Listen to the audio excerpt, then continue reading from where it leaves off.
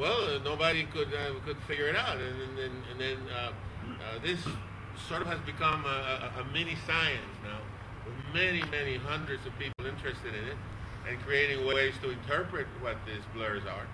But it seems to be a consensus that the blur is some sort of, strange as it may seem, combination of material, inorganic matter, and some sort of living being. The Kalatozulu. Yeah, precisely. So we have come to, it's sort of like a combination between biological and mechanical, organic and mechanical. So we're beginning to call these creatures, if you want to know them as such, as organicals.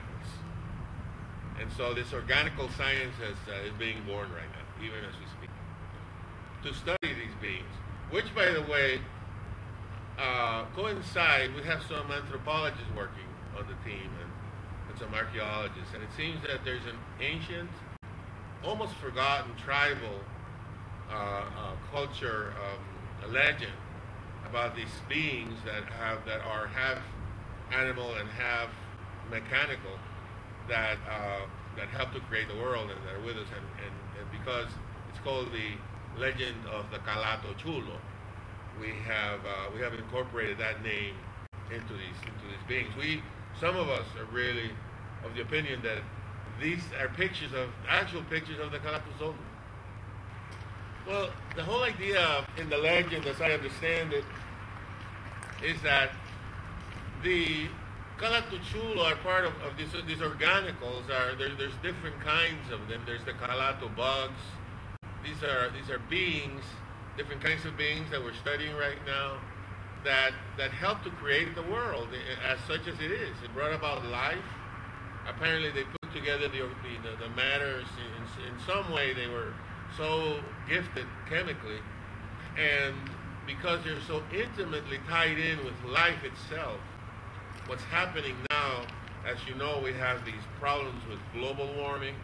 We have these problems with the rape of the earth ecologically.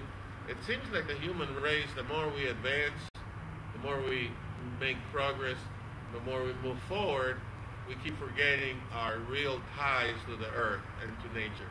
And so it seems that it's some sort of revolution in evolution, as it were. These beings are coming more and more into the presence, into our presence, because they come to save the world. But unfortunately, what they found is a humanity that doesn't care. They don't want to hear this. They don't want to believe it. They think they know so much and they don't really want to hear this. And this is part of the legend that these primitive tribes expected these organicals to come back to save the world and be rejected completely. And that's what's happening. They're losing their will. So what we have to do is to find ways to connect with the organicals. And how we connect with the organicals is obviously by moving away from these so-called advances of the modern day to have more concern for our clean air, clean water, and to live. All this violence in the world, all this war, it's only a result of our forgetting these origins. And so this legend is really very much in tune with what we're actually seeing. It appears to us, to most of us in this new community, we're convinced that the Kalatozulu are here now. Well, it's very difficult if you live in the city. Obviously, people who live in the jungles, those tribes who are in daily contact with nature, are much better prepared to be at the forefront of what this life that is expected of us, how to live life more in a natural way. In the city, people avoid, they go around with an umbrella if it rains. We, unfortunately, have very few choices in today's day and age.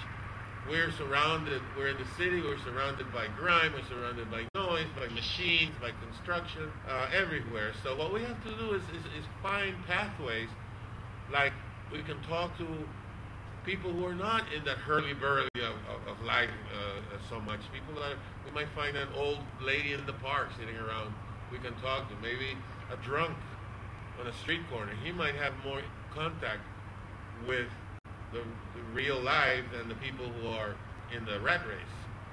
You know, homeless people, they don't have to be drunk. They could be, you know, they're homeless families that have to live. You know, they have to measure their lives according to how the environment works. They have to work within the environment, so to stay alive. And basically, we need to do more of that. We need to become closer to those people who can and who do already live in contact with nature. It doesn't mean that we have to give up our comforts or our wealth. It just means that we really have to make a connection. The phenomenon affects every being, every animal, every living being, even plants.